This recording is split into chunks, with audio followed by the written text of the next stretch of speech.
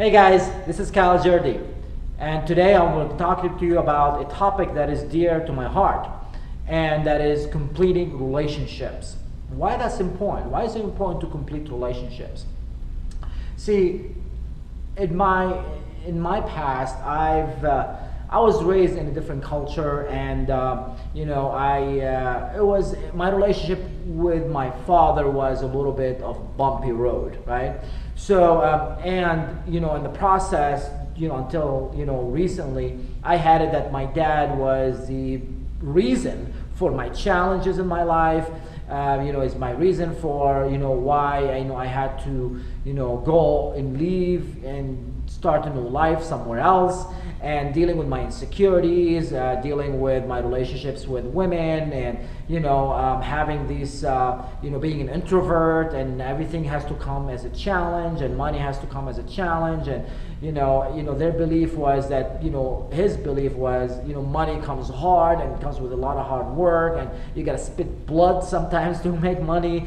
And I remember one time I used to help him during summertime, doing construction work and tiles and stuff, and after school in the summer vacation I go and just help him.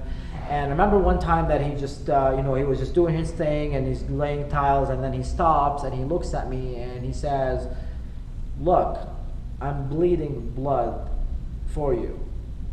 Okay, so for the first instant as a teenager, the first reaction that I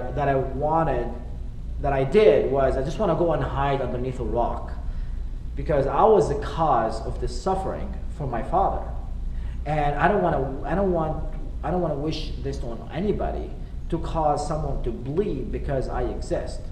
Okay, so as a result, I made a decision in the past that I will go and do it on my own, that I'm gonna just show my dad that I don't need you to suffer anymore, and I'm just gonna go do it on my own.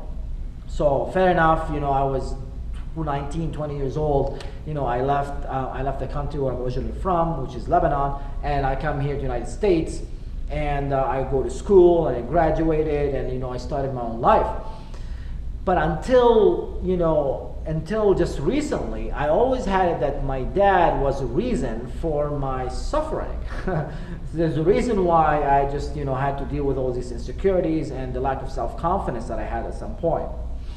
And that background of relatedness with my dad showed up in my relationship, not just with my dad, showed up in my relationship with women, showed up with my relationship with friends, even with money, dealing with money. So I just go and spend money left and right so I can feel validated, so I can feel loved, so I feel like I'm worth it, that I'm worthy, that I'm valuable. With women, I just wanted to go and prove myself that I'm lovable, so I wanted to go and date and meet women, so I get that temporary sense of validation and approval. With my family, I feel like I need to be the helper, the supporter, the one that look what I'm doing. I'm the big son, and the eldest, so I gotta make sure that my life is all together. I'm making enough money so I can help everybody else, so I can be a role model. So a lot of pressure on that. So a lot of that just came from the background of relatedness, with that decision that a teenager that made way back then. So why am I sharing that with you? Because consider you as well have made decisions in the past that is showing up in the future and is dictating who you are today.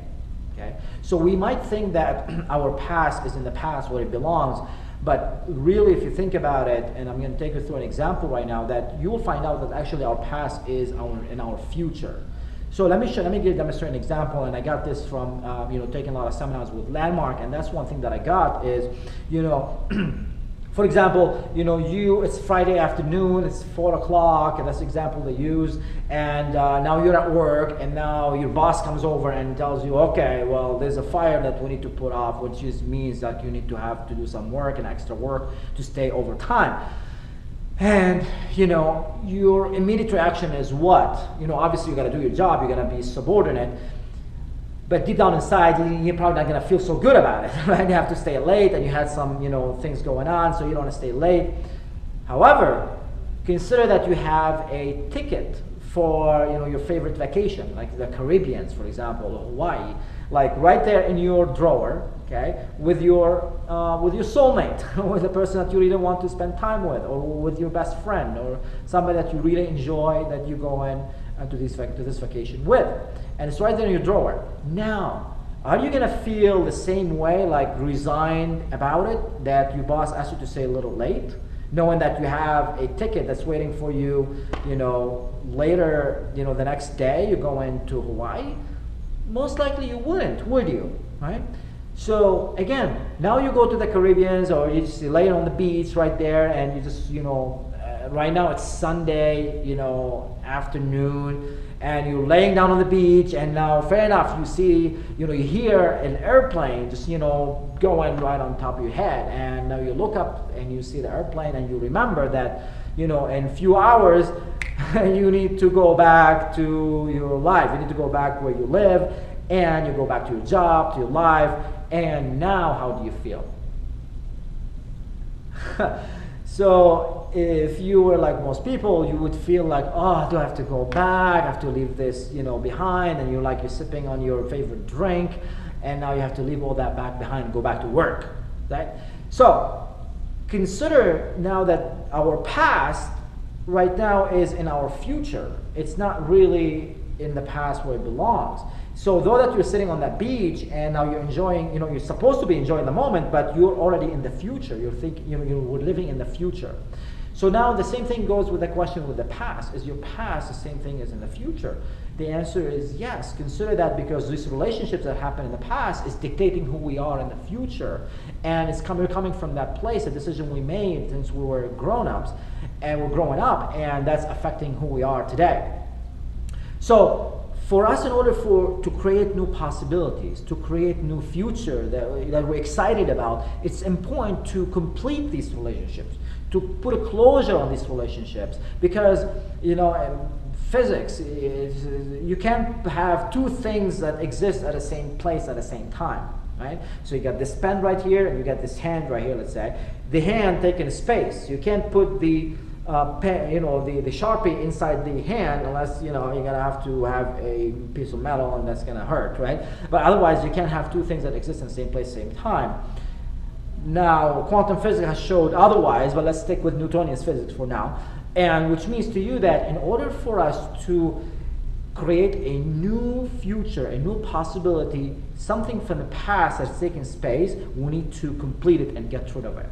Okay? At least put a closure to it, because it's taking space, it's taking negative space. So that's why it's important for us to complete those relationships. And if we don't complete these relationships, then we're going to keep repeating the same thing over and over and over, and then we're going to want to expect different results. And what's the definition of that? It's insanity, isn't it? Right? So now, what is the process? What is relationships? What is that thing that we call, completing these relationships? Relationships in the past, relationships with, with the parents, relationships with friends, relationships with co-workers, with boss, with ex-wives, ex-girlfriends, ex-husbands. All of these are relationships. And consider that, let's say you had a bad breakup with a woman in the past, and now you want to meet a new woman, and you start looking for what that new woman doesn't have with your ex-wife, because you don't want to replicate the experience. But guess what? With that, you are creating the future that is affected and impacted by your ex-wife, by your past, one way or another. So if you are, raised in a broken, kind of family, which we all are, one way or another, right? And let's say you are, didn't have a good relationship with one of your parents or both, and so that's why you want to make sure that when you grow up and you have your kids, you want to give them what you didn't have, right? It's logical, right? It makes sense. Well, guess what? Because we didn't have that relationship with your parents, because you had this broken relationship with one of your parents, now you are changing that behavior so you would have a relationship with your children, right? So it is impacting our future. So all the past is impacting the future. I was like, okay, great, I got it, Cal, awesome. So now what? What would I do with it? Well, consider that, when the impact of that would be that we are basing our future based on the past. and they were hindering the possibilities we have. We are not exploring. We're not coming out of our patterns. We keep repeating the same pattern over and over, and that's where the rat race comes in. That's why they did a study to show that people who leave their job, 90% of them, they will get a similar job with a similar pay. Okay, so is that going to be fulfilling? Is that what you're committed to? So if you're committed towards stepping outside your comfort zone and creating the life that you always wanted, if you look at all these successful people, they're making a lot of money, they have healthy relationships, they're healthy, mind and body and fit, and they're having a good life and spiritually, and having all these things, the good things that we always want in our life. Consider that their mindset is different.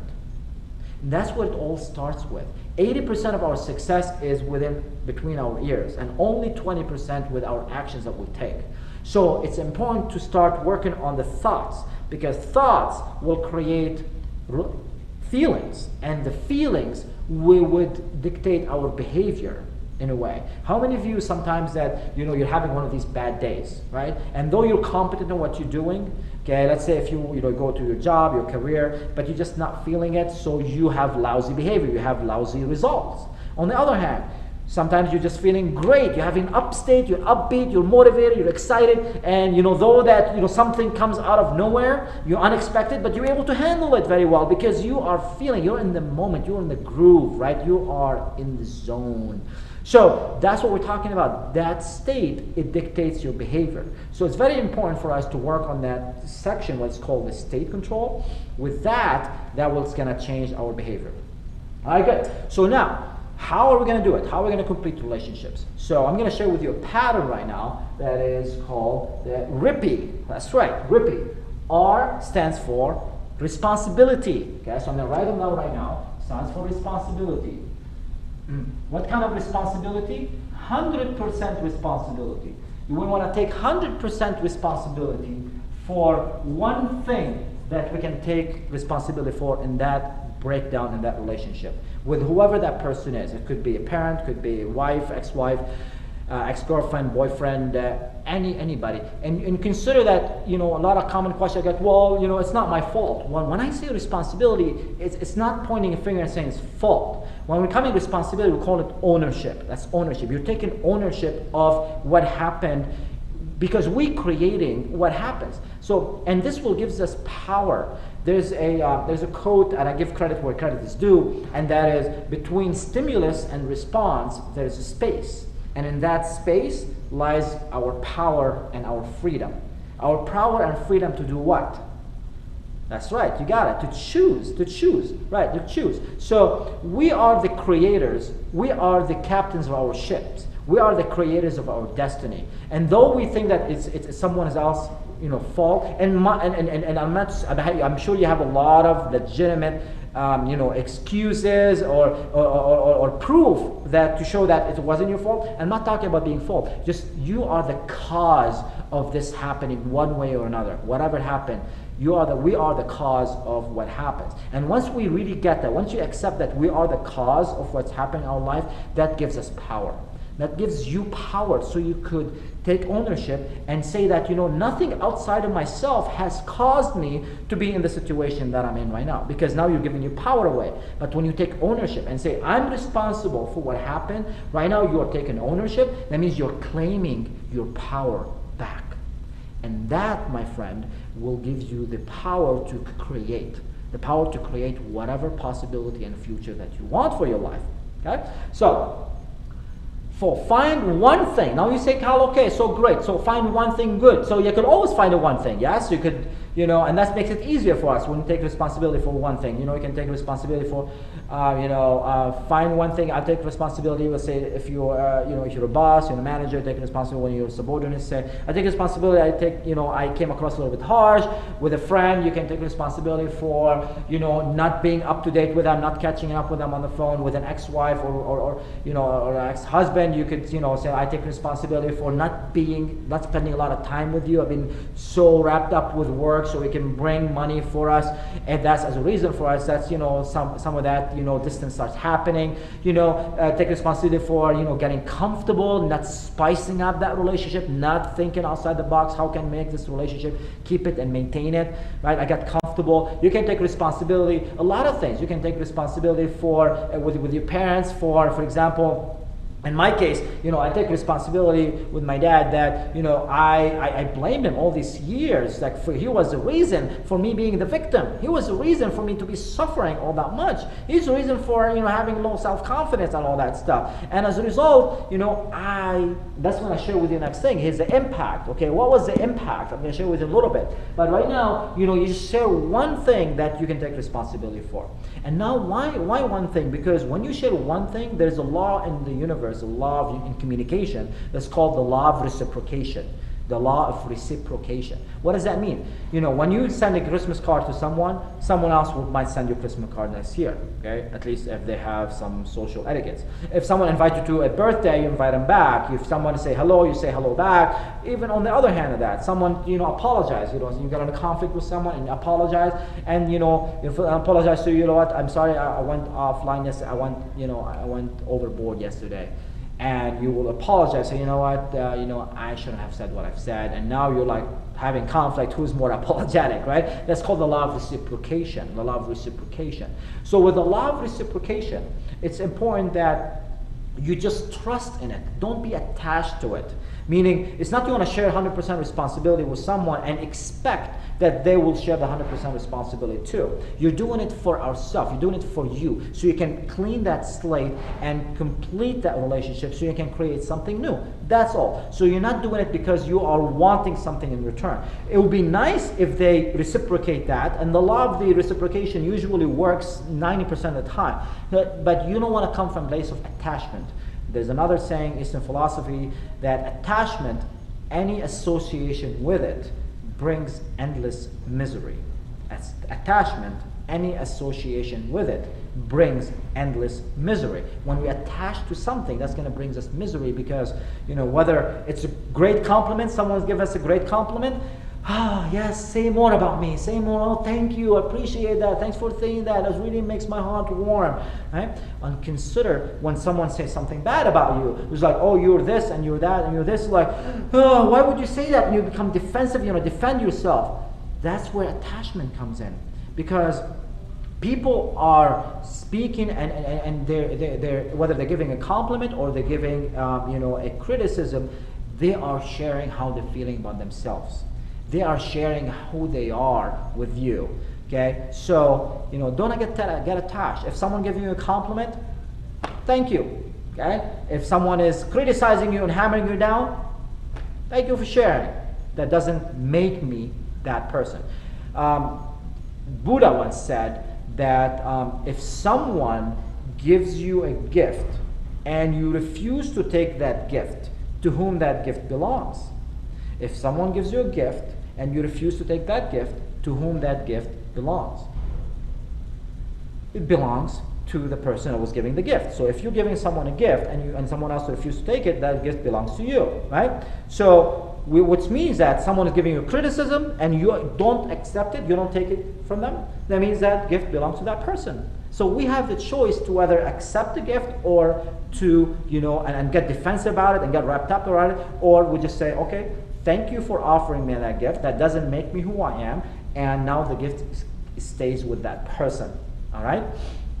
So 100% responsibility for one thing, and trust that the law of reciprocation will kick in. And if it doesn't, you're doing this for yourself, so you can go to sleep at night knowing that you completed that relationship, and now you can create something else. Okay? And many times people will come back later and they will take responsibility for something. So don't be attached to it. That's the key right here. Okay? Moving on to the next step. I stands for impact. You want to state the impact.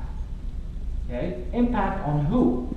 You want to state the impact. Most people, they state the impact, I apologize, I came across a little bit harsh, I was having a bad week, I had, one of my family members got in a car accident or whatever. You start sharing with them what's really going on in your life, that's the impact on you. But people, though they may care, but this is not what they want to hear. People want to hear how that impacts them. So the key here is they want to share the impact on them. Okay? The impact on them. So you would sound something like this, I came across a little bit harsh, I got the impact on you, that you probably felt that you were spoken down to, or felt disrespected, something like that. Okay? So with that case, now you are creating that level of empathy, that bond with that person, because now you are speaking to what they're feeling. People connect on an emotional level. We don't connect on a logical level. So you're able now to speak to that feeling, the emotion that they probably have went through it. And you want to assume it, and they will correct you. The thing is, they will correct you. Once you open that space for them, they will correct you if this is how they felt about it or not. But the key here is to actually, put yourself in their shoes and see the world from their eyes. How was that like for them, when they were interacting with you at that specific time when the breakdown in that relationship happened, or the breakdown in communication had happened. Okay? Good. So now that you stated the impact, you created that empathy, you created that bond. Now it diffuses whatever something there is there, because now they're connected with you and they know that you got how they felt about it. People, they just want to be heard, they want to be understood, pretty much. And everything else comes later as a solution. But right now, the main thing is to diffuse the emotions, to get the emotions out of the way. And the most important and the most powerful tool you have in your arsenals, and that is empathy. Empathy is just putting yourself in their shoes and seeing the world from their own eyes. How is that like for them to be, in that position, and putting yourself in their shoes and find out, like, okay, if I were them, how would I have felt? Okay? And I know it can be challenging sometimes, and yet that's what's going to create, the empathy. It's going to open your horizon. That's going to make you a better leader. Leaders are empathetic. They're great listeners, and they really can speak to the emotions in their group with their followers. That's why their followers love these leaders. We're talking about Nelson Mandela, for example. This man has been in prison for 30, 35 years, and someone will come out of that, angry and upset, and you want to get everybody, all the white people out of there. No, he was empathetic. He put himself in their shoes, like, how would I felt if I'm there at this country and I'm, in building something new, and I have somebody that is against me and they want me out of there. So they want to put you in prison. So they empathize with them, and they were able to speak to the emotion. And as a result, he was able to, have his nation where they are today. All right? Now, P stands for promise. You want to make a new promise. Okay? A new promise. A new promise. A new promise so that it won't happen in the future. So it sounds something like this. I want to make, I promise that, from now on, when I come over and talk to you, I'll make sure I put my emotions aside, or I'll deal with my own emotions before I come talk to you, or I'll make sure that I speak slower when I'm talking to you, or I'll make sure I train you before, or with a friend, I'll make sure that I'll catch up with you more often, or with an ex that you don't want to have anything to do with them, right? That's fine. Just make a promise, like, look, you can count on me that we are moving in different directions. And I just want to be complete with that, and I wish you the best, and you can always count on me that I have nothing but good will and good wishes to you. Simple. What is a count? What can they count on you for? Even if you want nothing to do with that person, but you're completing something that's taking space. Always remember that. You're doing it for you, so you can put something positive and you can create something in that space that's taking space in you, and you can create something positive in it. Okay? All right, so you're making a new promise on something like this. I promise, or I make a new commitment, or you can count on me for, or whatever that is. Any of those languages, you make a new promise. This way you are creating the future. You are creating something, for the future with that person. Okay? And I stands for intention. Okay? You want to declare the intention of the relationship. You want to declare the intention. So it's very important, because now you are creating the context of the relationship. Because my intention is to have a a teamwork relationship with you. My intentions have to have a loving, husband-wife relationship, girlfriend-boyfriend relationship. My intention is to have a partnership with you. If my intention to have a friendship, parental, partnership with you, you can always clear the intention. Why? You're creating the bigger picture right now. You're creating the context which you will step into with that person. Now they know where you're coming from. This is very important because that creates a big picture. Anything that is wrapped out around details, it will be taken care of if they're present to the big picture. Okay, so in my case, I remember when I shared that with my dad, and I was like, I took responsibility for blaming him, and I said the impact on him, that he felt that he's just being avoided. I was been avoiding him. I was treating him the same way he was treating me. He was very generous with me. He was, simply, giving everything he could. He was a hard worker, and yet my relationship with him has always been around respect and fear. It was not that friendship at the time. So I was treating him the same way when I grew up. That's the funny part. I was being generous with him. I was making sure his life is, his finances, things like that. He's making sure that he's secured. And yet, would I sit down and play a chess game with him? No. Would I sit down and have a beer with him? No. Right? So I was kind of like unconsciously treating him the same way he was treating me, not knowing that I was doing that until I really got present, to that pattern. And I started really going in depth with it, and I was able to share that with him. So I made a new promise, saying like, in the future, I promise that, I will be spending more time with you. I'll be, in communication with you. If there's anything that I don't like about your habits, I'll be just, pointing that out without having to fear that, okay, there's that barrier in the way. Okay? And I stands for intention, because my intention is to create, that relationship that, I want, which is that friendship with you. Okay, simple as that. And consider that, they might not respond right away, because people in general, they're not used to this level of openness, and they come across a little bit, whoa, I'm not used to that, because unfortunately we're walking like we're having this shield, we're not used to open up like that. So this is a very powerful tool. So when you share it, don't expect someone to right away reciprocate. They expect like, okay, got it, thanks. And you may walk away thinking like, I just opened up to that person, and this was the response. Maybe a day later, a week later, maybe a month later sometimes, they will come back and it's like, what, I appreciate the time that you came over and opened to me, and matter of fact, I take responsibility for this part, and now the things are just, will flow. But the key here is to don't be attached that they will reciprocate. A lot of the time they get overwhelmed with that level of authenticity that you're sharing with them, and they will resist it, and then they will just slowly but surely soak it in, and then they will come back and they would complete it. And if they don't, that's fine. At least you completed it for yourself. You got your ownership and your power back. And that's the whole key for that. So, what are the 4 steps? Step number 1, take 100% responsibility for one thing that you can take responsibility for that in that relationship. And trust the law of reciprocation will kick in, and they will take responsibility for their part. Step number 2, state the impact on them. How does that cause, or how would that may have cause them to feel?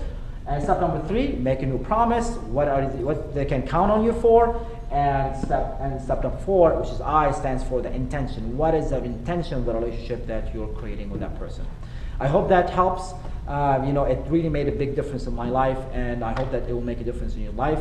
Go ahead and sign up for my newsletter at fearlesstransformation.com, and I'll be sharing with you these learning modules just for free. Just enjoy them, make a difference, go take action. My assignment to you, my challenge to you is right now, go ahead through this 4-step process, bring a pen and paper and write them down. Write that person you want to complete that relationship with, and go through those 4 steps and make that phone call. Growth only takes place outside of our comfort zone. So only when we're uncomfortable, that's when we're growing. Okay? Thank you very much, and I will talk to you in our next newsletter. Cheers.